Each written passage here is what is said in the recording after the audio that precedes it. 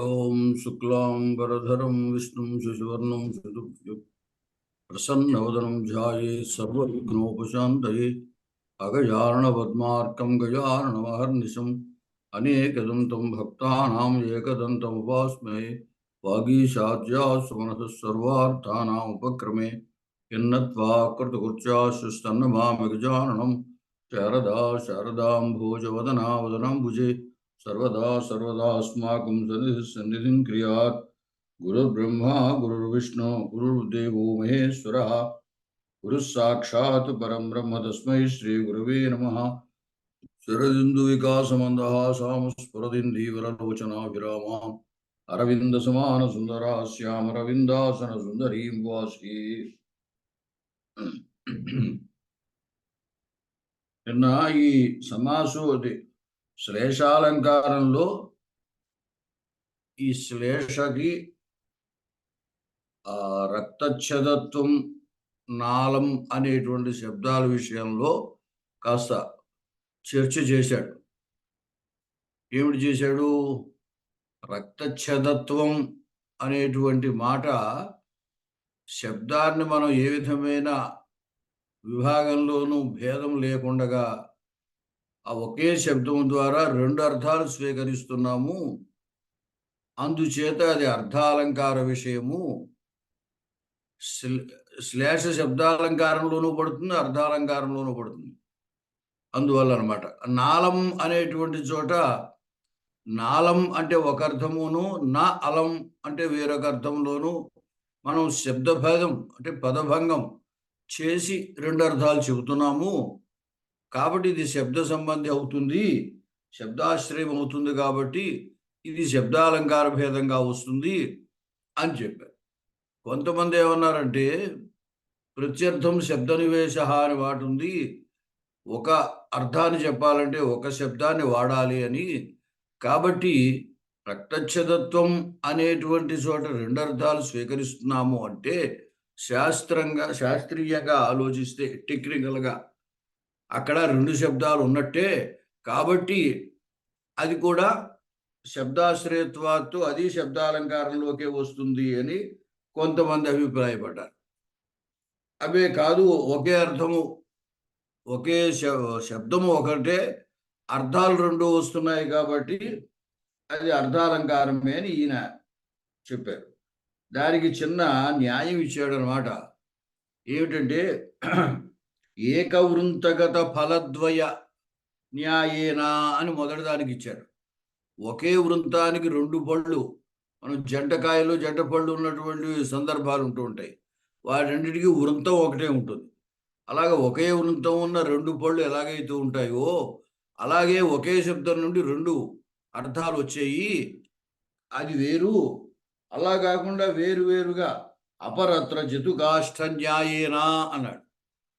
అంటే రెండు శబ్దాలుగా తీసుకున్నప్పుడు జతుకాష్ఠ న్యాయం, ఈ లక్కాను కర్ర ఒకేలా కనపడినప్పటికీ వేరువేరుగా ఉండి వేరువేరు పదాల కంటే నాలమ్మ అనే పదం ఒకటే పదంగా ఉన్నప్పటికీ మనం ఒకసారి నాలమ్మ అనే అర్థంలోనూ ఒకసారి నా అలమ్మ అనేటువంటి విభాగం చేసే అర్థము స్వీకరిస్తున్నాము.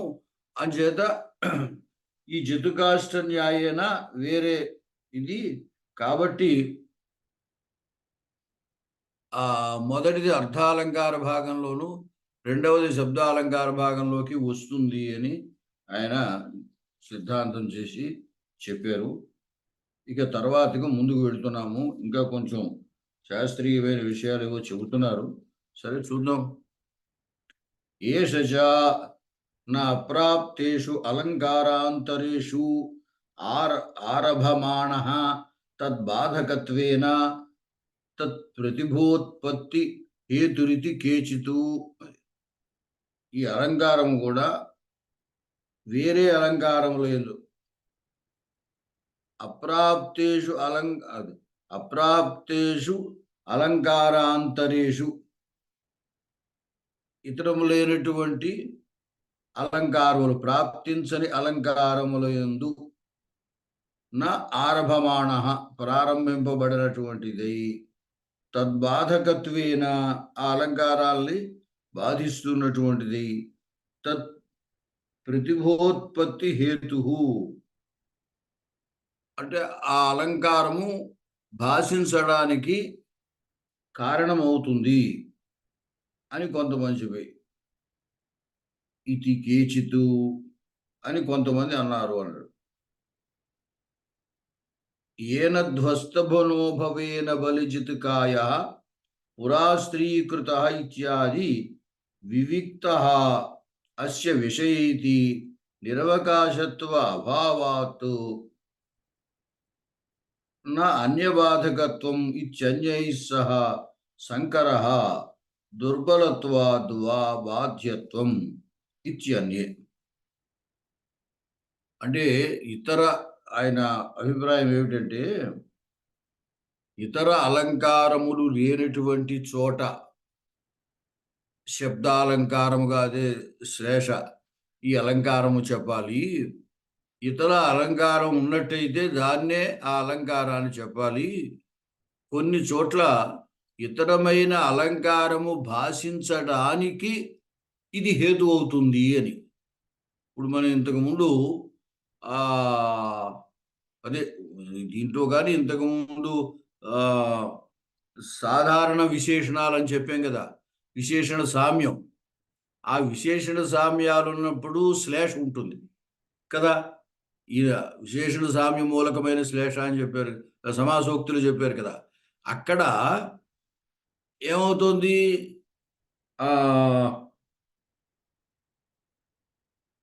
శ్లేష ఉన్నది, శ్లేషమూలకముగా సమాసోక్తి వస్తాం. అంచేది ఇతర అలంకారాలు భాషించే చోట అది భాషించడానికి కారణమవుతుంది శ్లేష.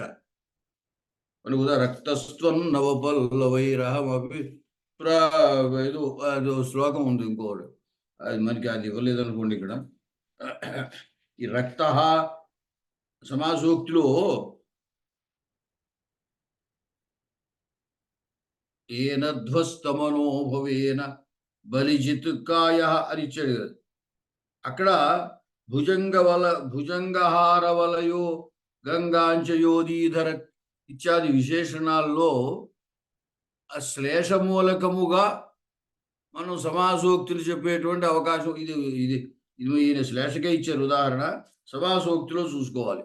సమాసోక్తి చోట మనకి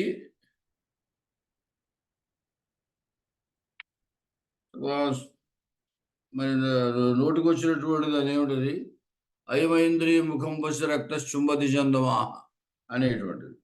ఆ రక్త అనేటువంటి మాట రెండు అర్థాలని స్వీకరించడం ద్వారా సమాసోక్తి అవుతుంది. ఏమండి, సమాసోక్తిలో రెండో అర్థం, అన్యార్థము స్ఫూర్తి ఎలా వస్తుంది? ప్రస్తుతంలో అప్రస్తుత స్ఫూర్తి అంటే అక్కడేవో కొన్ని పదాలు సృష్టములై ఉభయత్ర అన్వయించే ఉంటాయన్నమాట. తద్వారా మనకి రెండో అర్థం వస్తుంది.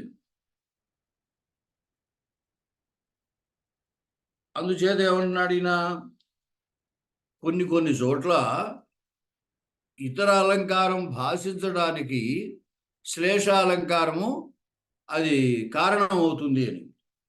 ఏషచ నా అప్రాప్తేషు అలంకారాంతరేషు, అలంకారము ఇతర అలంకారము ప్రాప్తించనటువంటి సందర్భంలో నా ఆరభమాణ ప్రారంభబడనటువంటిదై తద్బాధకత్వాత్తు ప్రతిభోత్పత్తి హేతువు. ఇక్కడ అంటే పూర్తిగా శ్లేషాలంకారం చెప్పడానికని అవకాశం లేకపోవడం చేత, శ్లేష చెప్పాలంటే అంత విశేషాలు ఉభయత్రా కుదరాలి. ఇప్పుడు సర్వదో మాధవ వెనకాల అగంగామదీధరతు ఇత్యాది విషయాల్లో అటు విశేషణానికి రెండు అర్థాలు చెప్పడానికి ఉన్నాయి, విశేషానికి రెండు అర్థాలు చెప్పడానికి ఉంది.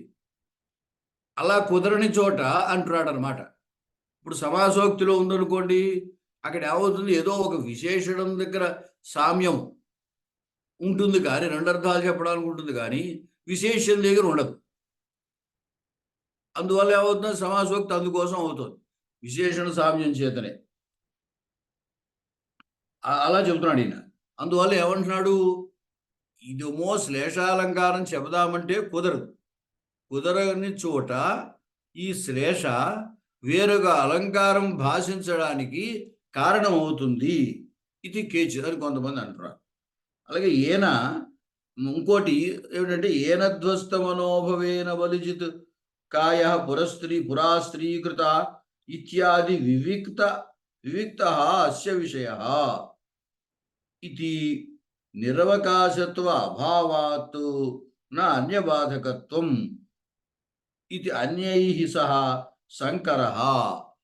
ఇప్పుడు ఇక్కడ ఏనధ్వస్తమనోభవేన బలిజిత్ అనేటువంటి చోట దీనికి నిరవకాశత్వం ఏమీ లేదు. అంటే రెండు అర్థాలు స్వేచ్ఛగా వస్తున్నాయి అక్కడ. కేవలం సమాసోక్తిలో చూసుకుంటే ఆ విశేష్యానికి రెండు అర్థాలు చెప్పే అవకాశం ఉండదు కాబట్టి, అక్కడ అవకాశం లేదు కాబట్టి ఈ శ్లేష వేరొక దానికి అంగమవుతోంది, లేదా వేరొకటి భాషించడానికి కారణమవుతోంది అని అనుకున్నా, ఇటువంటి చోట ఏరధ్వస్తమనోభవేన అనే చోట ప్రతిదీ కూడా రెండు అర్థాలు వచ్చేటట్టుగా ఉంటుంది. అంటే విశేషణాలన్నిటికీ రెండు అర్థాలు వస్తాయి, విశేషానికి కూడా రెండు అర్థాలు వస్తాయి. కాబట్టి ఇటువంటి నిరవకాశత్వం అనే మాట ఇక్కడ లేదనమాట. నిరవకాశత్వ అభావాత్. అప్పుడు ఇప్పుడు కూడా బాధకత్వం అనేది నిరవకాశత్వం వల్ల బాధకత్వం వస్తుంది. చెప్తాం కదా, తలుపులేసి పిల్లిని కొడితే అది మన మీదకి రివర్స్ అవుతుంది. అంచేత దానికి పారిపోవడానికి అవకాశం లేకపోవడం వల్ల మనని బాధిస్తుంది. అది కిటికీ తలుపు తెరిచి ఉంటే ద్వారం గుండా కాకపోతే కిటికీలోంచైనా పిల్లి పారిపోతుందే కానీ ఎదిరించదు మనని. దానికి పారిపోవడానికి అవకాశం ఇవ్వకపోతే ఎదిరిస్తుంది. అలాగే ఆ నిరవకాశత్వాది బాధకత్వం అన్నమాట. శ్లేష చెప్పడానికి అవకాశం లేని చోట అది ఏం చేస్తుంది, ఇంకొక దాన్ని బాధిస్తూ ఉంటుంది. ఇక్కడ శ్లేష చెప్పడానికి అవకాశం ఉంది, దీనికి బాధకత్వం ఏమీ లేదు.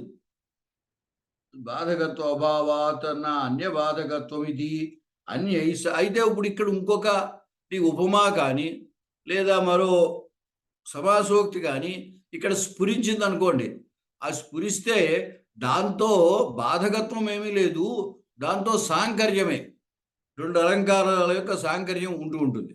మళ్ళీ ఈ సాంకర్యం కూడా ఏదో క్షీరనేర న్యాయమును తెల్లతండుల న్యాయం అని కూడా అంటూ ఉంటారు. రెండు అలంకారాలు కలిస్తే క్షీరనేర న్యాయంలో కలిస్తే రెండు వేరువేరుగా కనపడవు. అదే తెల్లతండుల న్యాయంలో కలిస్తే స్పష్టంగా రెండు విడివిడిగా తెలుస్తాయి. అలా రెండు అలంకారాల సాంకర్యం కూడా ఉంటుంది. అంచేది ఇక్కడ ఏమన్నాడైనా, దీనికి శ్లేషాలంకారానికి అవకాశం ఉన్న చోట, అంటే నిరవకాశత్వం లేదు కాబట్టి, అంటే విశేషణ విశేష్యాలకు ఉభయత్రా కూడా రెండు అర్థాలు చెప్పే అవకాశం ఉన్న చోట హాయిగా ఈ శ్లేషాలంకారం ఉంటుంది, ఇతర బాధకత్వం అనేది లేదు. అటువంటిప్పుడు ఇతర అలంకారం స్ఫురిస్తే దాన్ని సంకరము అనాలి అన్నాడు. దుర్బలత్వాత్ వా బాధ్యత్వం ఇత్యన్య. కొంతమంది ఏమంటారంటే, ఈ రెండు అలంకారములు స్ఫురించేటువంటి చోట ఒకటి బాగా సబలంగా అనమాట, ఒకటి బాగా స్పష్టంగా స్ఫురిస్తుంది, ఒకటి అస్పష్టంగా స్ఫురిస్తుంది అనుకోండి. అప్పుడు ఏమవుతుందంటే దుర్బలత్వాత్ బాధ్యత్వం. దాంట్లో ఏ అలంకారం బాగా స్పష్టంగా స్ఫురిస్తుందో దాన్ని అలంకారంగా తీసుకుని ఇంకా అస్పష్టంగా ఉన్న దాన్ని బాధిస్తుంది అని చెప్తారు. తత్ర ఇంకా పూర్వేషాం అయం అభిప్రాయ, ప్రాచీనులైనటువంటి అలంకారికుల యొక్క అభిప్రాయం ఇలా ఉంది. ఇహ ప్రాకరణిక అప్రాకరణిక ఉభయరూప అనేకార్థ గోచరత్వేన తావతు ప్రతిష్ఠిత అయం అలంకార.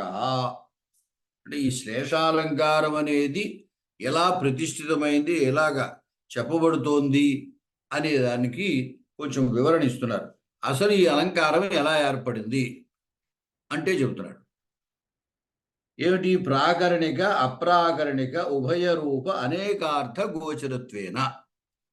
ప్రాకరణికములైన అనేకార్థములు కానీ అప్రాకరణికములైన అనేకార్థములు కానీ గోచరించడం వల్ల, అంటే గోచరించడం అంటే స్ఫురించడం, తెలియడం వల్ల ఈ శ్లేషాలంకారం అనే పేరు దీనికి వచ్చింది. తావత్ అంచేత గోచరత్వేన, అనేకార్థ గోచరత్వేన తావత్ ప్రతిష్ఠిత అయం అలంకార. తత్ర ఆద్యం ప్రకారద్వయం తుల్యయోగితాయ విషయ. మళ్ళీ రెండు ప్రాకరణికములే అయితే అవి తుల్యయోగ్యతకి విషయములు అవుతాయి. అంతే కదా. మనం ఏమన్నాం, వర్ణ్యానామితరేషాం వా ధర్మైక్యం తుల్యయోగిత సంకుజంతి సరోజాని స్వైరిణి వదనాని చ అని అక్కడ ఉదాహరణ ఇచ్చాడు. అయ్యా, నాకు నోటికి చంద్రాలోక అలంకారాలు నోటికి వచ్చు కాబట్టి గమ్మున ఉదాహరణ దాంట్లో ఇస్తుంటాను. ఇవన్నీ మనకి నోటికి వచ్చినవి కాదు, ఏదో ఒకటి మనకి ఉదాహరణ కోసం కావాలి కాబట్టి చెబుతున్నాం. రాత్రి సమయంలో కలువలు వికసించేయి, పద్మాలు ముకుళించుకుపోయాయి. అదే సమయంలో ప్రియుణ్ణి కలుసుకోవడానికి వెళ్ళినటువంటి ఆమె అందరూ చీకట్లో వెళుతోంది. చంద్రుడు ఉదయించడం చేత అందరికీ తన ముఖం కనబడుతుంది, అందరూ తనను గుర్తిస్తారు అనే ఉద్దేశంతో ఆవిడ యొక్క ముఖము కూడా ముకుళించుకుపోయింది. అంటే సంకుచంతి సరోజాని, పద్మములు ముకుళించుకుంటున్నాయి. స్వైరిణి వదనాని చ, స్వైరిణి వదనములు కూడా ముకుళించుకుపోయాయి. ఇక్కడ వర్ణ్యము అంటే ప్రస్తుతము రాత్రి వర్ణిస్తున్నాడు. రాత్రి వర్ణన యందు ఈ రెండు కూడా ప్రస్తుతములే అవుతాయి. సంకుచంతి అనేటువంటిది సామాన్య ధర్మం, దానితో అన్వయిస్తున్నాయి. స్వైరిణీ వదనాన్ని సంకుచంతి, సరోజాని సంకుచంతి, రెండు దాంతో అన్వయిస్తున్నాయి. కాబట్టి ఏమన్నా అడిగినా రెండు ప్రాకరణికములే అయితే అది తుల్యయోగితకి విషయం అవుతుంది. తత్ర ఆద్యం ప్రకారద్వయం తుల్యయోగితాయా విషయ. ప్రకారద్వయం అని ఎందుకన్నాడంటే అక్కడ వర్ణ్యానాం ఇతరేషాం వానాడు. రెండు వర్ణ్యములే అవ్వచ్చు, రెండు అవర్ణ్యములే అనొచ్చు. ఎలాగంటే కస్య చిత్తే నభాసతే త్వదంగమార్ధవే దృష్టే కస్య చిత్తే నభాసతే మాలతీశ శుభుర్లేఖ కదలీనాం కఠోరత అని. అక్కడ ఆమె ప్రియురాలి యొక్క శరీర మార్ధవాన్ని చెబుతూ, నీ శరీర మార్ధవాన్ని గుర్తిస్తే ఇక ఆ మాలతీలత, చంద్రలేఖ, కదలి వాటికి అవి కఠోరంగా అనిపిస్తాయి. అవి మృదువైనవి. అసలు ఆ మృదువైనవి కూడా నీ శరీర మార్ధవం ముందు కఠినంగా అనిపిస్తాయి. ఇప్పుడు అవేమో అప్రస్తుతాలు. ప్రస్తుతం ఆమె శరీర మార్ధవం వర్ణింపదగింది, ఏదో ఆమె సౌందర్యాన్ని వర్ణిస్తున్నాడు, అది సందర్భం ప్రస్తుతం. దానికి అప్రస్తుతముల యొక్క సామాన్య ధర్మం ఒకే దాంట్లో, కఠోరత అనే దాంట్లో ఆ మూడు అన్వయిస్తున్నాయి. ఆ మూడు కూడా అప్రస్తుతాలు. అంచేదేమిటి, ప్రాకరణికములకు సామాన్య ధర్మం చెప్పిన, అప్రాకరణికములకు చెప్పిన అది తుల్యయోగితకి విషయం అయిపోతుంది. తత్ర ఆద్యం ప్రకారద్వయం తుల్యయోగితాయా విషయ తృతీయేతు ప్రకారే దీపకం ప్రభవతి తావద్ అలంకారద్వయమిదం శ్లేష విషయం వ్యాప్త్యా వ్యవతిష్టతే. మూడవది ఏమిటి, ఉభయరు ప్రాకరణిక అప్రాకరణిక ఉభయ రూప అనేకార్థ గోచరత్వేన. ఉభయము అంటే ప్రాకరణికము అప్రాకరణికము కూడా ఒకే చోట భాషిస్తూ ఉన్నట్టయితే అది దీపకం. తృతీయే తు ప్రకారే దీపకం ప్రభవతీతి, అది దీపకాలంకారం అవుతుంది. ఎందుకంటే దీపకంలో మదేన భాతి కలభ ప్రతాపేన మహీపతి అని ఇస్తాడు. అక్కడ భాతి అనేటువంటి ఒకే ధర్మం, ప్రకాశించుట అనేది, దానితోటి మదేన భాతి కలభ, ఆ ఏనుగు మదముతోటి ప్రకాశిస్తోంది, ప్రతాపముతోటి రాజు ప్రకాశిస్తున్నాడు అని. ఇక్కడ ఏదో రాజు వర్ణన ప్రస్తుతం రాజు గారిని పొగుడుతున్నాడు అనుకోండి. నీవు అదే రాజు ప్రతాపంతో ప్రకాశిస్తున్నాడు అన్నాడు. రెండవది ఏదైతే ఉందో అదే అప్రస్తుతం, రాజు ప్రస్తుతం. ఒకటి వర్ణ్యము, ఒకటి అవర్ణ్యము. ఈ రెండిటికి సమాన ధర్మాన్ని వర్ణించాడు. కాబట్టి ఉభయరూప అనేకార్థ గోచరత్వేన అక్కడ ఉభయము ఉంది, ప్రాకరణికము అప్రాకరణికము ఉంటే అది దీపకాలంకారానికి విషయం అవుతుంది. తృతీయేతు ప్రకారే దీపకం ప్రబోధీది తావత్ అలంకారద్వయమిదం శ్లేష విషయం వ్యాప్త్యా వ్యవతిష్టతే. అయితే ఏమిటి అంటే ఈ రెండు అలంకారములు కూడా శ్లేష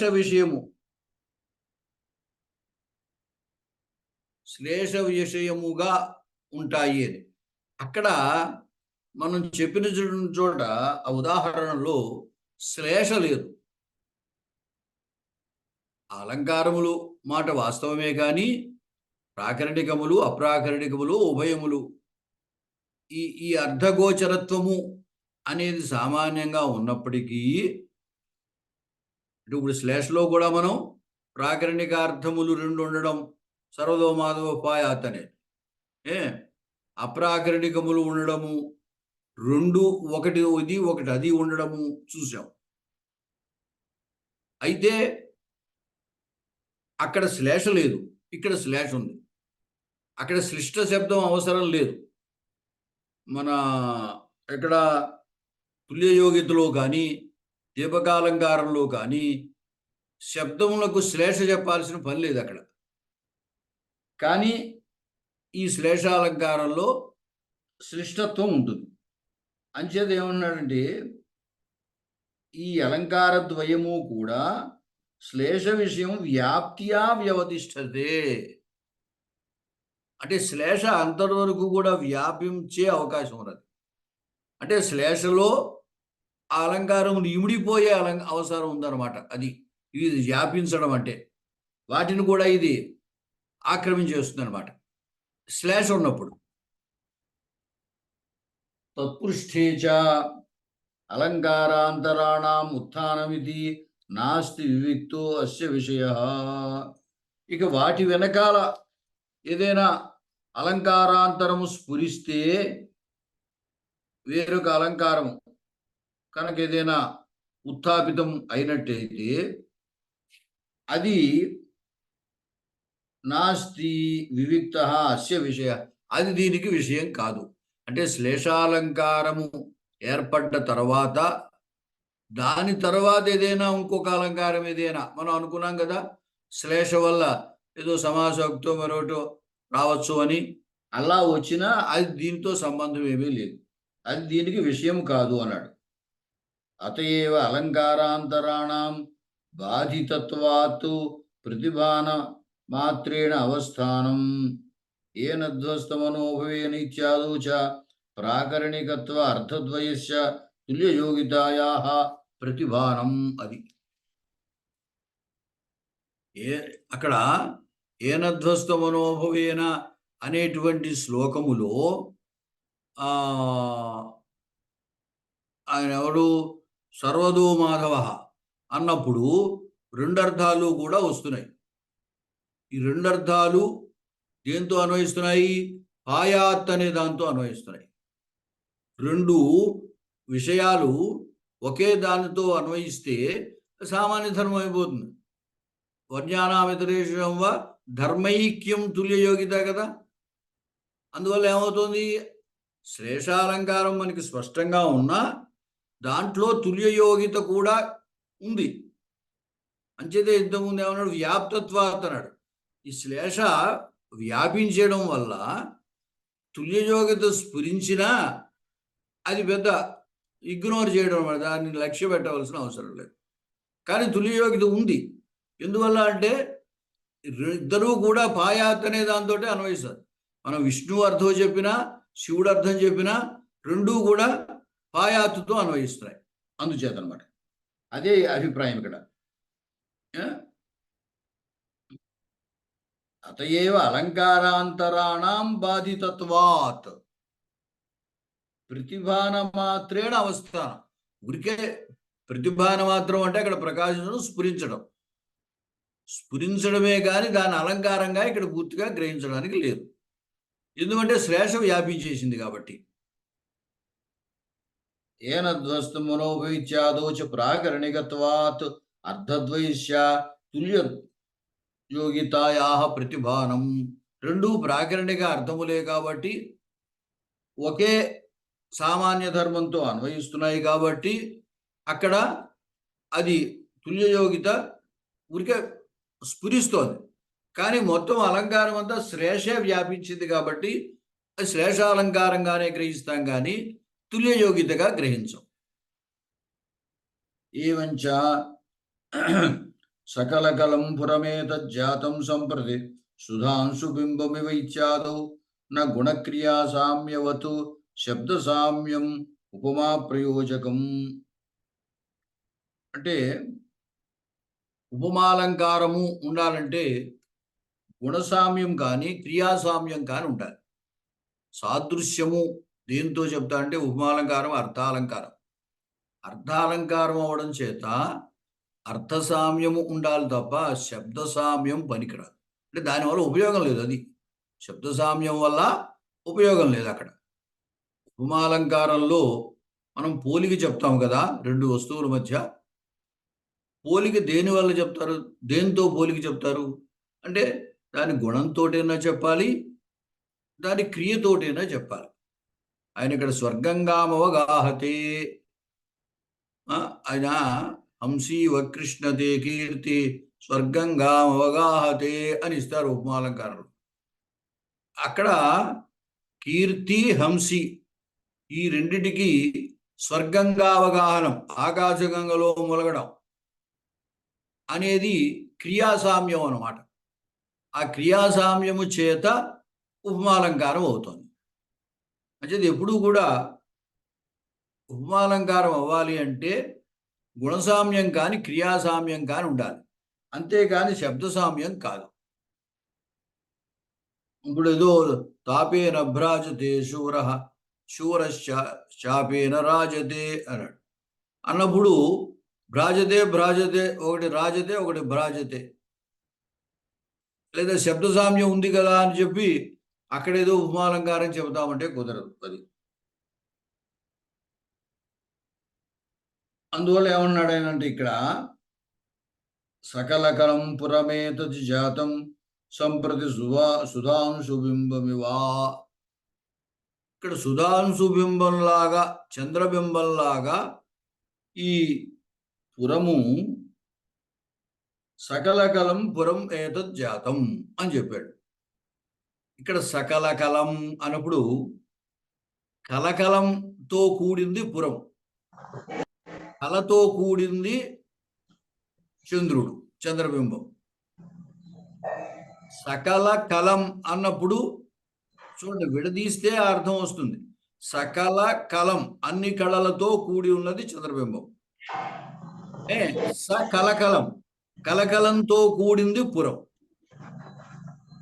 అంటే ఆ శబ్దము పదభంగము ద్వారా రెండు అర్థాలు ఇస్తోంది. ఇది శ్లేషాలంకారానికి విషయమే అవుతుంది తప్ప ఇక్కడ ఉపమాలంకారంగా చెప్పడానికి వీల్లేదు. అంటే రెండిటికి సకలకలం అనేది రెండిటితో అన్వయిస్తోంది కదా అండి, కాబట్టి దీన్ని ఉపమాలంకారంగా చెప్పవచ్చేమో అనుకుంటే దానికి సమాధానం చెబుతున్నాడు. ఉపమాలంకారంలో ఎప్పుడూ కూడా ఆ గుణసామ్యం కానీ క్రియాసామ్యం కానీ ఉండాలి, కానీ శబ్దసామ్యం పనికిరాదు. శబ్దసామ్యం వల్ల ఉపమాలంకారం చెప్పడానికి వీలు లేదు. కాబట్టి సుధాబింబము ఈ పురము ఈ రెండు, పురమేమో ఉపమేయం, సుధాబింబం ఉపమానం అనుకుంటే ఆ రెండిటికి సాదృశ్యం ఎక్కడనమాట, ఈ సకల కలం అనే చోట. అయితే శబ్ద సాదృశ్యమే కానీ దీంట్లో అర్థ సాదృశ్యం లేదు.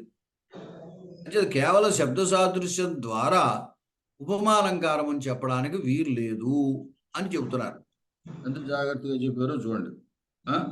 ఇత్యాదు నా గుణక్రియా సామ్యవతు శబ్ద సామ్యం ఉపమా ప్రయోజకం. గుణక్రియా సామ్యం ఉన్న చోట ఎలా అయితే ఉపమాలంకారాన్ని ప్రయోగిస్తుందో అంటే ఉపమాలంకారం అవుతుందో, అలాగా శబ్ద సామ్యం అనేది ఉపమాలంకార ప్రయోజకం కాదు.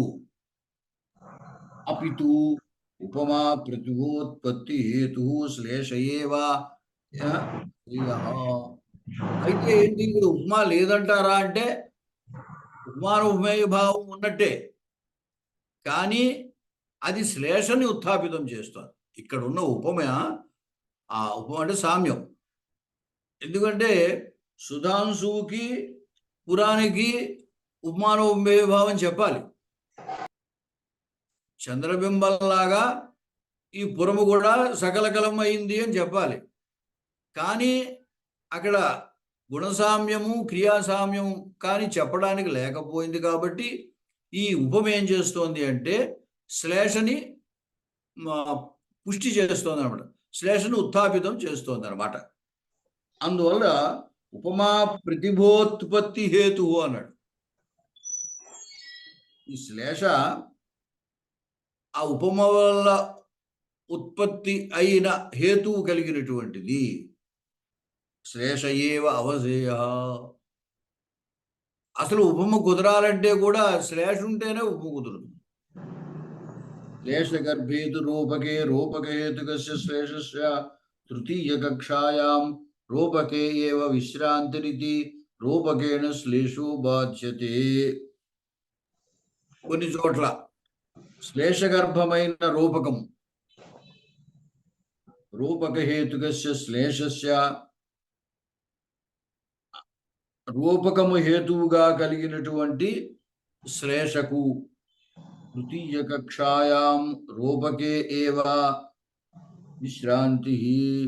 తృతీయ కక్ష అంటే ఇందుమో శ్లేష, మళ్ళీ దాని ఎందు రూపకం, మళ్ళీ ఆ రూపకం ద్వారా శ్లేష పుష్టిని పొందడము, ఆ మూడవ కక్ష అన్నమాట. ఆ మూడవ స్టెప్ అనుకుంటే ఆ మూడవ స్టెప్లోకి వచ్చేసరికి చివరికి అది రూపకాలంకారమే అవుతుంది. కాబట్టి అది రూపకాలంకారమే అవుతుంది కానీ శ్లేష కాదు. రూపకైన శ్లేషో బాధ్యతే. రూపకాలంకారం చేత శ్లేష బాధింపబడుతుంది. సృష్ట విశేషణ నిబంధనాయాంచ సమాసాక్తో విశేషస్యాపి గమ్యత్వాత్ శ్లేషస్య బాధిక సమాసోక్తి. మళ్ళీ సమాసోక్తి మనకి సామాన్య విశేషణము, విశేషణ సామ్యము అనేటువంటి దాంట్లో సృష్ట విశేషణము కూడా ఉన్నది. ఆ సృష్ట విశేషణ శ్లేషతో కూడిన విశేషణాలు, ఆ విశేషణాలతో నిబంధింపబడినటువంటి సమాసోక్తి, ప్రయోగింపబడినటువంటి సమాసోక్తి అలంకారంలో విశేషస్యాపి గమ్యత్వాత్. ఇక్కడ ఏంటంటే విశేషణ సామ్యము చేత విశేష్యము గమ్యమానం అవుతుంది. అంటే ఇప్పుడు ఐమేంద్రియ ముఖం పశ్య రక్తశుంభది చందమాహ అనేటువంటి చోట ఈ రక్త అనే విశేషణము సృష్టం. ఎరుపు ఒకటి, అనురక్త అని ఒకటి. ఈ సృష్ట విశేషణము ద్వారా మనకి అక్కడ చెప్పబడిన అప్రస్తుతమైనటువంటి దాంట్లో విశేషం ఒకనొక పురుషుడు అనేటువంటిది గమ్యమానం అవుతుంది, వాచ్యంగా కాదు. అంటే చంద్రమాహ అనే దాని చేత చంద్రుడే చెప్పబడతాడు. కానీ ఈ చంద్రమాహ అనే శబ్దం ద్వారా మనం ఏ ఊహిస్తాము అంటే అక్కడున్న రక్త అనే పదంలో ఉన్న శ్లేష వల్ల అనురక్త కలిగినటువంటి ఒకనొక పురుషుడిని ఊహిస్తాం. అంచేత అదే చంద్రుడనే పురుషుడు అని అనేస్తున్నాం. చంద్రుడనే పురుషుడిగా వాస్తవానికి చంద్రుడే ఇక్కడ అర్థం. కానీ పురుషుడు అనేది ఎలా వచ్చిందో మనకి రక్త అనే శ్లేష వల్ల పురుషుడు అనే అర్థం గమ్యమానం అవుతోంది, వాచ్యంగా లేదు. శ్లేషలో ఎలా ఉంటుంది? విశేష్యము రెండర్థాలు కూడా విశేష్యములు వాచ్యములే అవుతాయి. సర్వదో మాధవ అన్నప్పుడు రెండర్థాలు వాచ్యార్థాలే కానీ ఒకటి వాచ్యం ఒకటి వ్యంగ్యం కాదు. సమాసోక్తిలో ఒకటి వాచ్యము మరొకటి ప్రతీయమానం. అందువల్ల ఏమవుతుందన్నమాట, అది సమాసోక్తిలో శ్లేష బాధింపబడుతుంది. రక్త అనే చోట శ్లేష ఉన్నప్పటికీ ఈ శ్లేష వల్ల ఆ అప్రస్తుతమైనటువంటి విశేషము గోచరమవుతోంది కానీ వాచ్యం అవటం లేదు. అది ఇక్కడ చెప్పాడు. ఇష్ట విశేషణ నిబంధనాయాంచ సమాసోక్తౌ విశేషస్య గమ్యత్వాత్. అక్కడ విశేషము గమ్యమానం అవుతుంది. అచేత శ్లేషస్య బాధికా సమాసోక్తి. ఇప్పుడు అక్కడ సర్వదో మాధవోపాయాత్ అనేటువంటి చోట మనం విష్ణుపక్షమైన అర్థం తీసుకుంటే ఇంకొక శివపక్షమైన అర్థం కూడా వస్తుందిగా. తీసుకుంటే అప్పుడు దీని చేత అది స్ఫురిస్తోంది కాబట్టి అక్కడ సమాసోక్తి అని అనడానికి లేదు. ఎందువల్ల అంటే అక్కడ రెండు అర్థాలు వాచ్యంగా ఉన్నాయి కాబట్టి. ఒక అర్థం వాచ్యము, ఒకటి స్ఫురించేది అయితే అప్పుడు సమాసోక్తి అని చెప్పడానికి అవుతుంది. విశేషణ సామ్యం ఉండి, శేషలో కూడా విశేషణ సామ్యం ఉంది, ఇక్కడ విశేషణ సామ్యం ఉంటుంది. అయితే దానికి దీనికి తేడా ఏమిటి? సమాసోక్తిలో ప్రస్తుతమైన అర్థమేమో వాచ్యం అవుతుంది, అప్రస్తుతము గమ్యమానం సూచ్యం అవుతుంది. శ్లేషలో రెండు ప్రస్తుతములు అవుతాయి లేదా రెండు అప్రస్తుతములు అవుతాయి. ఆ విధంగా రెండు వాచ్యార్థాలే కానీ ఒకటి వాచ్యం ఒకటి వ్యంగ్యం కాదు. దీనికి దానికి తేడా అది అన్నాడు. ఏమండి? తర్వాత అమ్మా మరొకటి ఏదో విశేషాన్ని చెబుతున్నారు.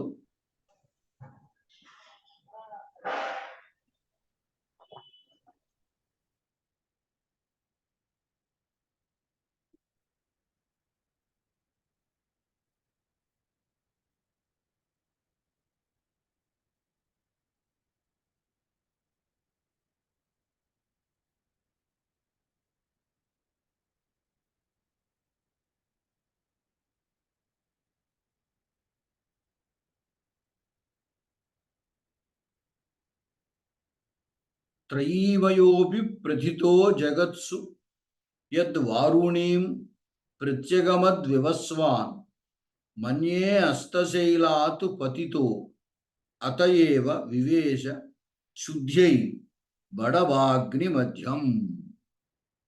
చిత్రంగా ఆయన ఎలాగా చెబుతున్నారో చూడండి. ఆయన వివస్వాన్ అంటే సూర్యుడు. ఆయన జగత్సు లోకాలలో త్రయీమయ వేదస్వరూపుడుగా ప్రతీత అపి ప్రసిద్ధుడైనప్పటికీ కూడా ఈ సూర్యుడు ముల్లోకాల్లోనూ వేదస్వరూపుడుగా ప్రసిద్ధుడైనప్పటికీ కూడా యత్ వారుణీం ప్రత్యగమతు అస్తమించినప్పుడు పశ్చిమ దిక్కుని వారుణి దిక్కు అంటారు. పశ్చిమ దిక్కుగా అధిపతి వరుణుడు, అందువల్ల ఆ దిక్కుని వారుణి అంటారు. ఇక్కడ వారుణి అనేది స్త్రీలింగ శబ్దం. వారుణి అనే మనకి వారుణవ ప్రభుత్వ పథకంలో ఆ మద్యాన్ని సప్లై చేసేటువంటి దానికి వారుణ వాహిని అని పేరు పెట్టారు ఇదివరకు. ఇప్పుడు ఆ పేరు లేదనుకోండి. ఎన్టీ రామారావు గారి సమయంలో కె నారాయణ రెడ్డి గారనే సూచించారేమో అనుకున్నాం అప్పుడు. లేకపోతే ఇంత సంస్కృతబద్ధమైన పేరు ఎలా పెట్టుంటారా అని. ఎన్టీ రామారావు గారికి కొంచెం ఇటువంటి పేర్ల మీద కాస్త వ్యామోహం ఎక్కువ అనమాట. ఆయనకి తెలుగు సంస్కృతం అంటే ఇష్టం. అందువల్ల వారుణ వాహిని అని పేరు పెట్టారు దానికి. ఇది వారుణం అంటే మద్యం. వారుణి ప్రత్యగమతు అంటే ఆ మద్యాన్ని సేవించేడు అని ఒక అభిప్రాయం. లేదా వారుణి స్త్రీలింగ శబ్దం కాబట్టి వారుణి, ఆ వారుణి అనేటువంటి స్త్రీని పొందాడు అనే అర్థాన్ని గ్రహిస్తే అసలు మామూలుగా అర్థం ఏమిటంటే సూర్యుడు పశ్చిమ దిక్కుని అక్కడ పశ్చిమ దిక్కు ఎందు చేరాడు, అక్కడ అస్తమిస్తాడు. తూర్పు దిక్కును ఉదయించి పశ్చిమ దిక్కులో అస్తమిస్తాడు కదా. అయితే వారుణీం ప్రత్యగమత్ యతు ఆయన మన్యే అప్పుడు అనుకుంటున్నాడు, దీన్ని ఈ విధంగా ఊహిస్తున్నాను అన్నాడు. ఇక్కడ ఎన్ని అలంకారాలు ఉన్నాయో చూడండి. ఎగ్గాను మన్యే హస్తశైలాత్ పతితో అత ఏవ వివేశ శుద్ధ్యై బడవాగ్ని మధ్యం. సూర్యుడు ఆ వారుణి అనేటువంటి ఆమెను పొందడం చేత పతితుడయ్యాడు. అంచేత హస్తశైలాత్ పతిత. ఆయన ఊరికే హస్తశైలం మీద ఉండదు కదా. అస్తాచలం నుంచి మనం సూర్యాస్తమయం చూస్తుంటే, సముద్ర బొడ్డున సూర్యాస్తమయం చూస్తుంటే ఆ సూర్యుడు అలా సముద్రంలోకి ప్రవేశిస్తున్నట్టుగా ఉంటాడు. అంచేత హస్తశైలము నుండి పతితుడై శుద్ధి కోసం అగ్ని ప్రవేశం, బడబాగ్ని ఉంటుంది సముద్రంలో. అంచేత శుద్ధి కోసం బడబాగ్ని ప్రవేశం చేసాడా అని భావిస్తున్నాను అన్నాడు. ఇక్కడ ఎంత బాగా చెప్పాడు చూడండి. మామూలుగా వాచ్యార్థంలో సూర్యుడు తూర్పున దిక్కున ఉదయించి పశ్చిమాన్ని అస్తమించి సముద్రంలో ప్రవేశిస్తాడు అనుకోండి, అది వాచ్యార్థం. ఇంకొకటి ఏమిటి, సమాసోక్తి. ఇలాగా ఆ సూర్యుడు అనేటువంటిది ఒక వ్యక్తిగా తీసుకుని వారుణి అనేటువంటిది దిక్కు, ఆ వారుణి అనే స్త్రీగా తీసుకుని ఆమెను పొందడం చేత పతితుడై ఆ దోషం పోవడం కోసం ఈ బడబాగ్నిలో మనం దేన్నైనా శుద్ధి చేయాలంటే అగ్నిలో పెట్టాలి. అగ్నిలో పెట్టినట్టయితే అది దేనికి దానికి స్పష్టంగా వేరు చేసేస్తుంది అనమాట. బంగారం యొక్క స్వచ్ఛతను తెలుసుకోవడానికి అగ్నిలో కాలుస్తారు. నా విశుద్ధి శ్యామికా పివా అన్నారు కదా ఆయన రఘువంశంలో. కాబట్టి అగ్నిలో చేస్తే సీతాదేవిని మరి అగ్ని ప్రవేశం ఎందుకు చేసింది? ఆమె యొక్క శుద్ధత్వాన్ని నిరూపించుకోవడం కోసం. అలాగా అగ్ని అనేటువంటిది శుద్ధత్వాన్ని నిరూపిస్తుంది. ఆయన అందుకోసం ఏమిటి, పతితుడు అవడం చేత తను పరిశుద్ధం కావడం కోసం అగ్నిలో ప్రవేశించాడు అనుకోండి. ఏమిటిది? ఇది సమాసూక్తి. ఒకానొక వ్యక్తి, వాడి పేరు యోస్వాన్ సూర్యారావు. ఆయన వారుడి అనేటువంటి ఆమెను కలుసుకోవడం చేత పతితుడయ్యాడు. పతితుడు అవడం వల్ల తాను శుద్ధుడవడం కోసం అగ్నిలో ప్రవేశించాడు, బడబాగ్నిలో అనుకోండి. అప్పుడు ఇక్కడ సమాసోక్తి అవుతుంది. ప్రస్తుతమునందు అప్రస్తుత స్ఫూర్తి. తర్వాత ఇంకోటి ఏమిటి, శుద్ధ్యై వివేశ బడవాగ్ని మధ్యం. పరిశుద్ధుడు కావడం కోసం అగ్నిలో ప్రవేశించాడా మన్యే అని భావిస్తున్నాను అన్నాడు. ఎప్పుడైతే సూర్యుడు సహజంగానే అస్తమించి సముద్రంలో ప్రవేశించినట్టు మనకు కనపడుతుంది. కాబట్టి అది వాచ్యార్థం అయితే దాన్ని ఎలాగ ఊహిస్తున్నాడు? శుద్ధి కోసం బడబాగ్నిలో ప్రవేశించాడా అన్నట్టుగా ఉంది అన్నాడు. ఎప్పుడైతే మన్యే, శంకే ఇటువంటి పదాలు వాడతారో అది ఉత్ప్రేక్ష. అంటే ఉత్ప్రేక్ష అలంకారం కూడా ఇక్కడ ఉంది. హేతు ఉత్ప్రేక్ష అనుకోండి, లేదా పరిశుద్ధి కొరకు అంటే దానివల్ల పరిశుద్ధి అవుతుంది అని భావిస్తున్నాడు కాబట్టి ఫలోత్ప్రేక్ష అనుకున్నా పర్వాలేదు. అంటే అగ్నిలో ప్రవేశించడం వల్ల ఫలితం ఏమిటి? శుద్ధం అవడం. అంచేత శుద్ధం అవడం కోసమే ప్రవేశిస్తున్నాడు కాబట్టి, ఆ ఫలితాన్ని ఆశించి ప్రవేశిస్తున్నాడు కాబట్టి ఫలోత్ప్రేక్షం. ఆ ఉద్దేశం సూర్యుడికి ఏమీ లేదు. అంచేత లేని ఫలము కాని దాన్ని ఫలంగా ఊహిస్తే అది ఫలోత్ప్రేక్ష అవుతుంది. ఈ విధంగా ఇక్కడ శ్రేష ఉంది, సమాసోక్తి ఉంది, ఉత్ప్రేక్ష ఉంది.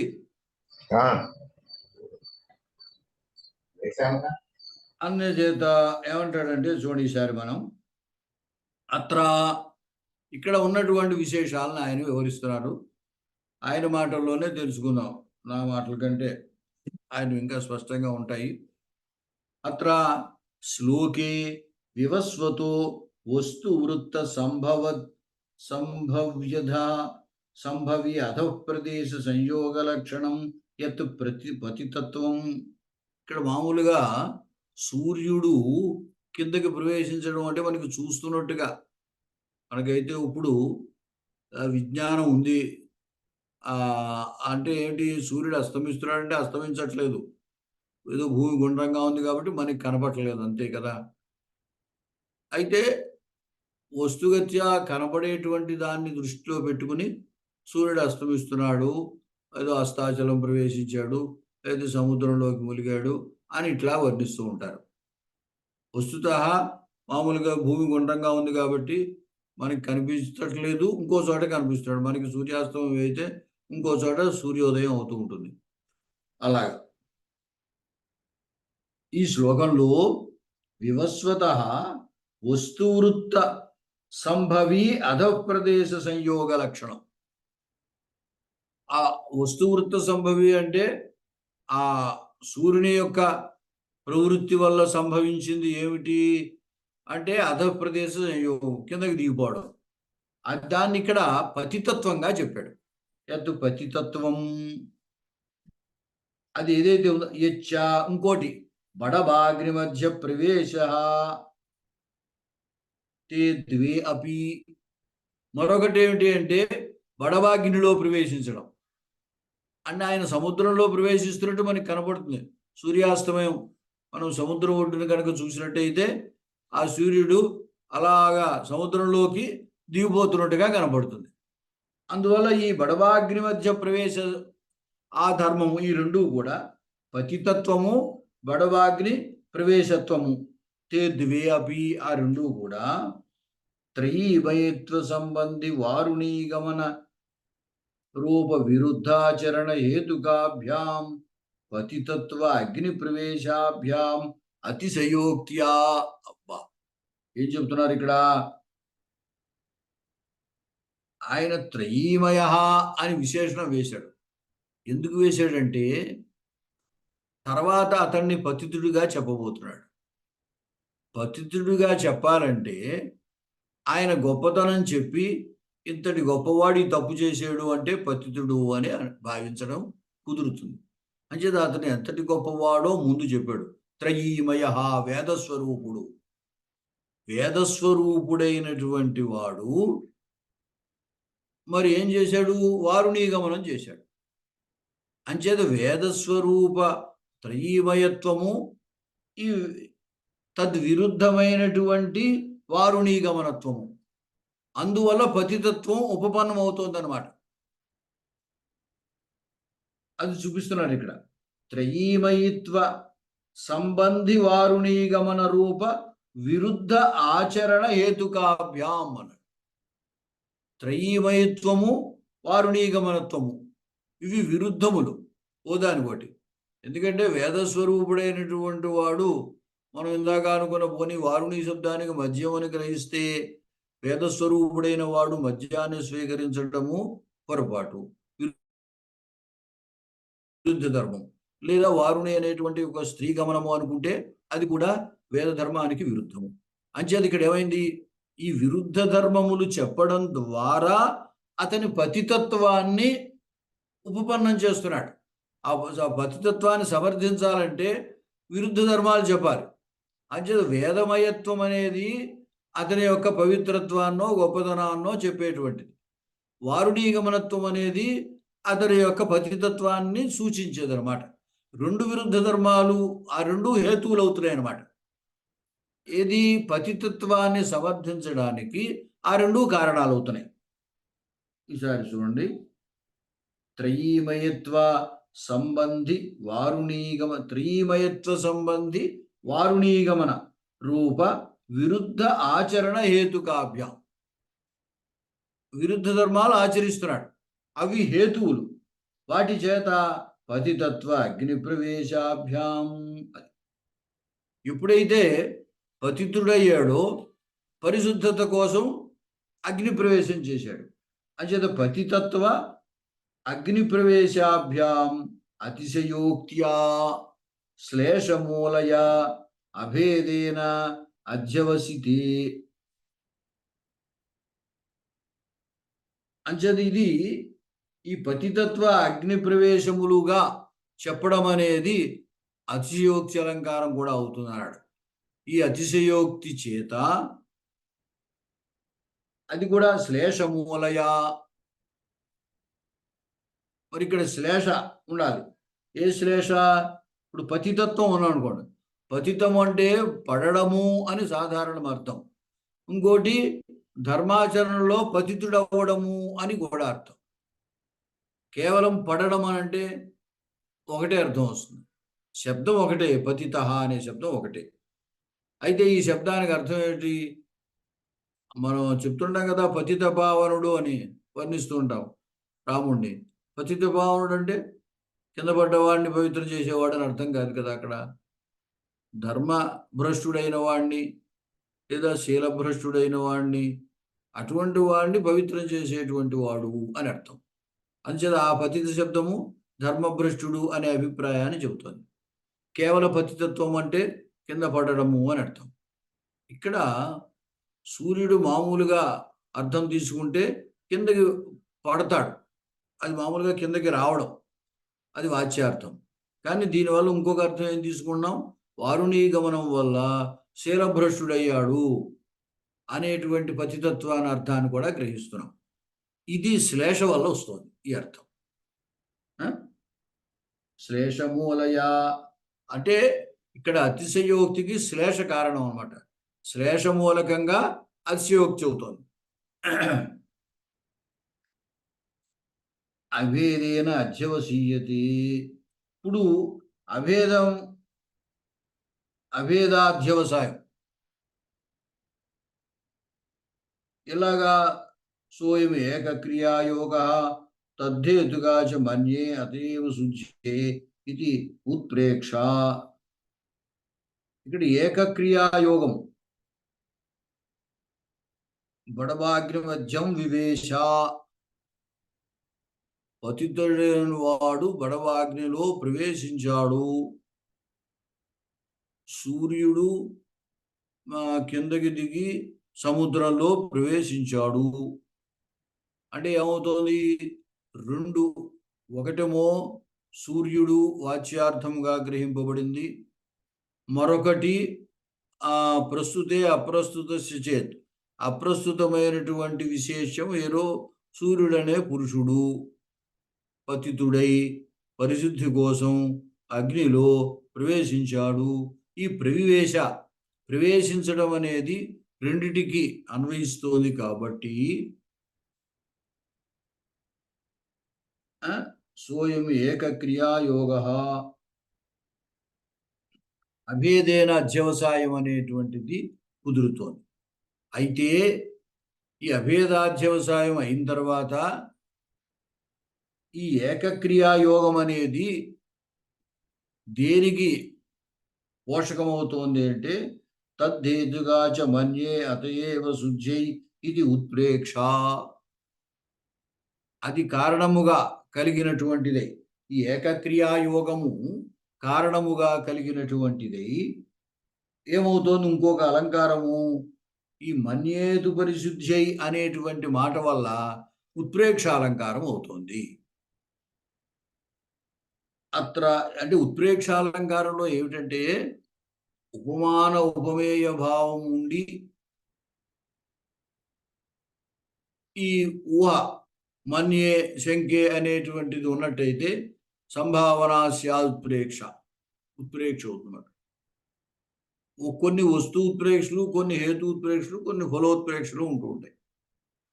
ఇక్కడ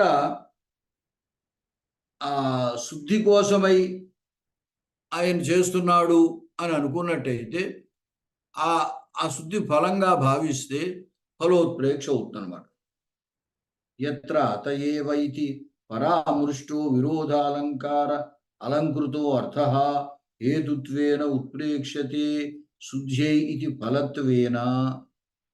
అది అక్కడ ఎక్కడైతే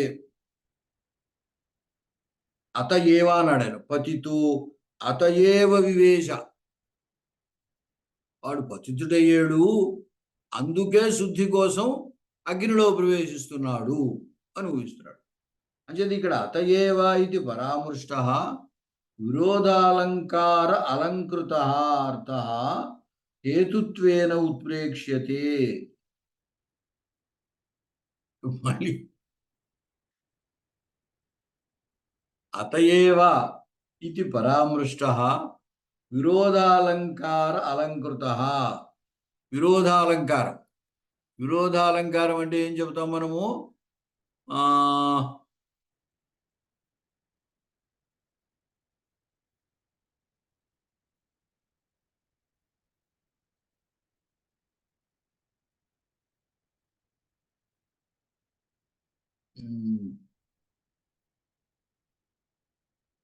విరోధాభాసం ఆభాసత్వే విరోధస్య విరోధాభాస ఉచ్యతే.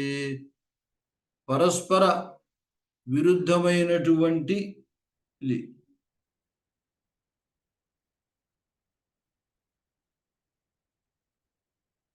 పరస్పర విరుద్ధమైన ధర్మాలు ఉన్నట్టుగా కనపడినట్టయితే దాన్ని విరోధాభాస కాదు, ఇది విరోధాలంకారం అంటున్నారు.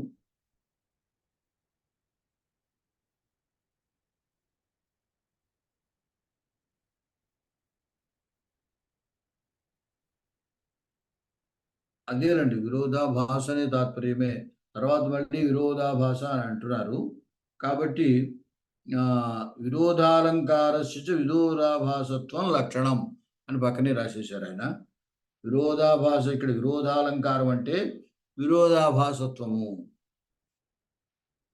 అందువల్ల ఏమన్నారు? ఎత్ర అత ఏవ ఇది పరామృష్ట విరోధాలంకార అలంకృత అర్థ హేతుత్వేన ఉత్ప్రేక్ష్యతే శుద్ధ్యై ఇది చ ఫలత్వేన. ఇప్పుడు అత ఏవ అనడం వల్ల ఏమిటంటే కారణం చెప్పబడినట్టు. అందువల్లే, అందువల్లే అంటే అస్తశైలాత్ పతితః, ఆ అస్తశైలం నుండి పడ్డాడు. ఎందువల్ల అంటే వారుణీ గమనం, వారుణీ గమనం వల్ల అస్తశైలం నుండి పడ్డాడు. అంటే ఈ విరోధము అనేది, విరోధాభాసము అనేది హేతువుగా అతయేవ అనడం వల్ల విరోధాభాస హేతువయ్యి ఉండడం చేత ఉత్ప్రేక్షలో ఫలం, అందుకే బడబాగ్నిలో ప్రవేశించేయడం చెప్పడం వల్ల ఈ ఉత్ప్రేక్ష పరిశుద్ధి కోసం బడబాగ్నిలో ప్రవేశించడానికి కారణమేమో పతితత్వం, ఫలమేమో హేతుత్వం, అది శుద్ధిత్వం.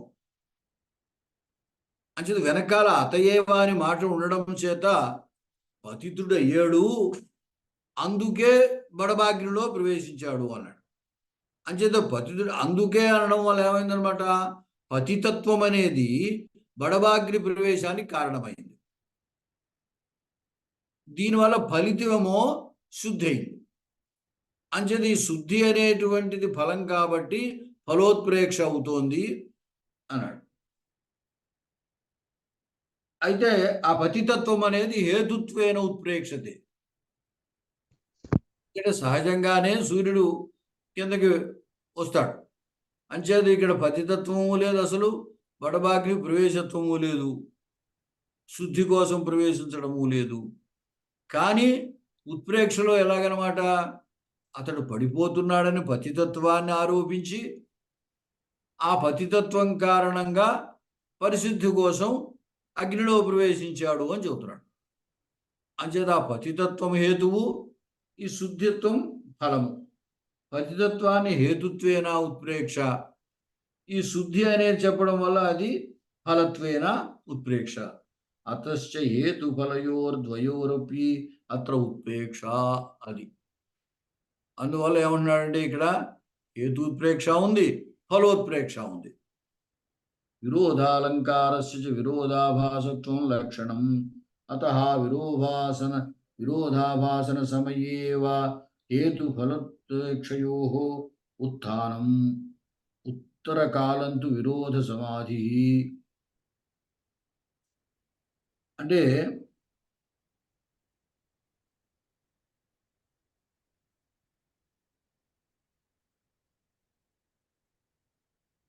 విరోధాలంకారానికి తాత్పర్యం అక్కడ విరోధాలంకారము అన్నాము అంటే అది విరోధాభాసాలంకారమే అని అన్నాడు. ఆ విరోధాభాస అనేటువంటిది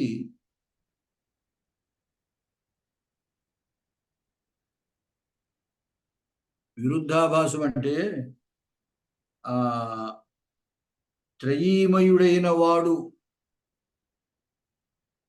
వారుని గమనం అనేటువంటిది విరోధాభాసగా కనపడుతోంది. వస్తుతః విరోధాభాస కాదు అక్కడ. ఎందువల్లంటే అక్కడ వారుని అంటే వారుని దిక్కు, పశ్చిమ దిక్కును ప్రవేశించడం, విరోధం ఏమీ లేదు. కానీ మనం త్రయీమయత్వాన్ని వారుని గమనాన్ని విరుద్ధంగా భావిస్తున్నాం. ఎందువల్ల వారుని గమనం అనే దాన్ని వారుని అనేటువంటి స్త్రీ గమనంగా లేదా మధ్య సేవనంగా గ్రహించడం వల్ల విరుద్ధ ధర్మత్వం వస్తుంది. దాని సమాధానంగా వారుని అనేదానికి వారుని దిక్కనే కనుక తీసుకుంటే విరోధం లేనే లేదు. అదనమాట. మరి విరోధాభాసగా చక్కగా అదేమిటది అగజానన పద్మార్కం గజానన మహర్నిశం. అగజానన గజానన వినగానే విరుద్ధంగా కనబడుతుంది. అర్థం ద్వారా దాని విరోధం పోతుంది. అలాగే ఇక్కడ ఏమిటంటే వినగానే వారుని గమనత్వం అనేది వినగానే విరోధంగా కనబడుతుంది. కానీ అర్థంలో మనము ఈ తూర్పు దిక్కు అది పశ్చిమ దిక్కు అని అర్థం చెప్పుకున్నప్పుడు ఆ విరోధం పోతుంది. విరోధాలంకారస్య విరోధాభాసత్వం లక్షణం. అతః విరోధాభాస సమయే ఏవ హేతుఫలోత్ప్రేక్షయోః ఉత్థానం. అది ఇంతకీ ఏమిటంటే ఈ విరోధం లేకపోతే మనం పతితత్వం చెప్పడానికి లేదు. పతితత్వం అని చెప్పకపోతే శుద్ధి కోసం బడబాకిలో ప్రవేశించేయడానికి చెప్పడానికి లేదు. పైన మనము త్రయీమయత్వము వారుని గమనత్వము అనేది రెండు విరుద్ధ ధర్మాలు తీసుకోవడం వల్లే ఆయన పతితుడయ్యాడు అని చెప్పడం కుదిరింది. అక్కడ విరోధ ధర్మం చెప్పకపోతే అప్పుడు ఇంకా ఆయనకి పతితత్వాన్ని చెప్పవలసిన పని లేదు. అంటే ఇంకో అర్థం పతితత్వం అంటే ఏదో ధర్మభ్రష్టుడు అని చెబుతున్నాం కదా, అది చెప్పడానికి లేదు. అది చెప్పకపోతే దాని శుద్ధి కోసం అగ్నిలో ప్రవేశిస్తున్నాడని చెప్పడానికి లేదు. మొట్టమొదటే మనం వారుని గమనం అంటే పశ్చిమ దిక్కుకు వెళ్ళాడు అనే అర్థమే కనుక తీసుకుంటే అసలు విరోధం లేదు. విరోధం లేకపోతే వాచ్యార్థం మామూలుగా సరిపోతుంది అంతే. ప్రస్తుతార్థం ఏదైతే ఉందో ఆ సూర్యుడు తూర్పు దిక్కున ప్రవేశించి అస్తాచలం నుంచి కిందకి సముద్రంలో ప్రవేశించాడు అని చెప్పేయచ్చు. అప్పుడు ఈ అహంకారాలు ఏమీ లేవు వాచ్యార్థంలో. అందువల్ల ఏమంటున్నాడు, వాచ్యార్థం మనం అక్కడ ఎప్పుడైతే విరుద్ధ ధర్మాన్ని స్వీకరించేమో అప్పుడే పతితత్వం అనేది చెప్పడం కుదురుతుంది. పైన చెప్పాడు కదా, విరుద్ధ ధర్మ హేతువుగా మనం పతితత్వాన్ని సమర్థించడం కుదురుతుంది. ఆ పతితత్వం ఉన్నప్పుడే దాని శుద్ధి కోసం అగ్నిలో ప్రవేశించాడు అని చెప్పడం కుదురుతుంది అని అన్నాడు కదా. అందువల్ల ఏమన్నాడు, విరోధాభాస సమయే ఏవ హేతుఫలోత్ప్రేక్షయోః ఉత్థానం ఉత్తరకాలంతు విరోధ సమాధి. చివరికి వచ్చేసరికి ఆ విరోధము సమసిపోతుంది, విరోధం ఏమీ ఉండదు. శ్లేషస్య చ సర్వాలంకార అపవాదత్వాత్తు విరోధ ప్రతిభోత్పత్తి హేతు అయం శ్లేష. అయ్యా, ఈయన శ్లేషను పైకెత్తారు. శ్లేషస్య సర్వాలంకార అపవాదత్వాత్. శ్లేషాలంకారం అనేది అన్ని అలంకారాలకి అపవాదము అన్నాడు. అన్ని అలంకారాలకి కూడా ఈ శ్లేష అనేది అపవాదం కాబట్టి విరోధ ప్రతిభ ఉత్పత్తి హేతు అయం శ్లేష. అది ఒకదానికోటి లింకు. ఇక్కడ వారుణి శబ్దంలో మనం శ్లేష తీసుకోకపోతే విరోధం లేనే లేదు. మళ్ళీ ఆ వెనక్కి వెళ్ళండి, విరోధం లేకపోతే పతితత్వం లేదు, అతిశయోక్తి లేదు, ఉత్ప్రేక్ష లేదు, ఇవన్నీ ఏమి ఉండవు. పతితత్వం ఉంటేనే కదా శుద్ధి కోసం అగ్నిలో ప్రవేశిస్తున్నాడేమో అని ఉత్ప్రేక్ష చేయడానికి అవకాశం వచ్చింది. అంచేత ఏమైంది, దీనికి మూలం ఏమిటి అంటే శ్లేష. అంచేత సర్వాలంకార అపవాదత్వం అనేసాడు. ఇక్కడ మనం ఇప్పుడు చెప్పుకున్నటువంటి అలంకారాలు ఏవైతే ఉన్నాయో, అంటే మనం అక్కడ ఏం చెప్పుకున్నాం, అతిశయోక్తి చెప్పుకున్నాం, దాని తర్వాత ఉత్ప్రేక్ష చెప్పుకున్నాం, శ్లేష ఉంది, అలాగే ఇంకో అర్థస్ఫూర్తి ఉంది కాబట్టి సమాసోక్తి ఉంది. ఇవన్నీ కుదరాలంటే శ్లేష ఉండాలి. ఆ శ్లేష కనుక లేకపోతే మీకు సమాసోక్తి స్ఫురించదు, అతిశయోక్తిని చెప్పడానికి లేదు, ఉత్ప్రేక్షని చెప్పడానికి లేదు. అయితే వారుణి అనేది విరుద్ధ ధర్మం కుదరాలంటే కూడా విరోధాభాస లేదు. వారుణి దగ్గర రెండు అర్థాలు తీసుకోపోతే విరోధాభాస లేదు. కాబట్టి ఇప్పుడు మనం అనుకున్న ఈ అలంకారం ఎన్ని అలంకారాలు చెప్పారు ఒక దాంట్లో, ఇన్ని అలంకారాలకి మూలము శ్లేష. మహానుభావుడు ఎవరు రాశారు మరి, ఈయనే రాశాడు. ఈ శ్లోకం మాత్రం చాలా గొప్పగా ఉంది.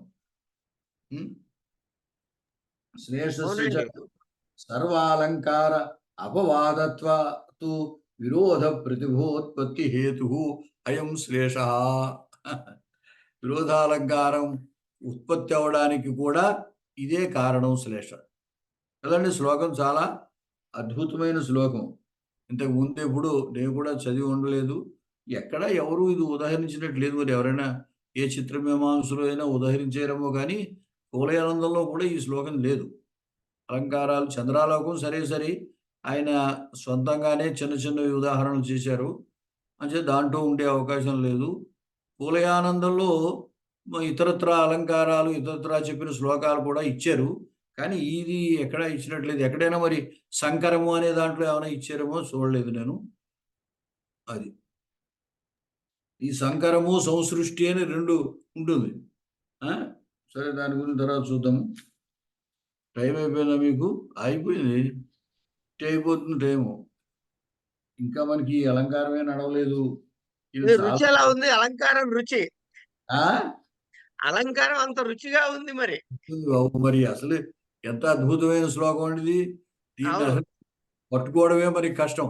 ఇన్ని రకాలు ఆయన వివరించి చక్కగా చెప్పబట్టి అబ్బో ఇన్ని ఉన్నాయని తెలిసిందంటే, ఊరికే మనకి ప్రత్యక్షంగా తెలిసే అర్థమును ఈ మన్యే అనడం వల్లవో ఉత్ప్రేక్ష ఉందని మాత్రం మనం వెంటనే గుర్తించగలం. కానీ విడదీసి చెప్తే కానీ ఎన్ని చెప్పాడు అంగాను.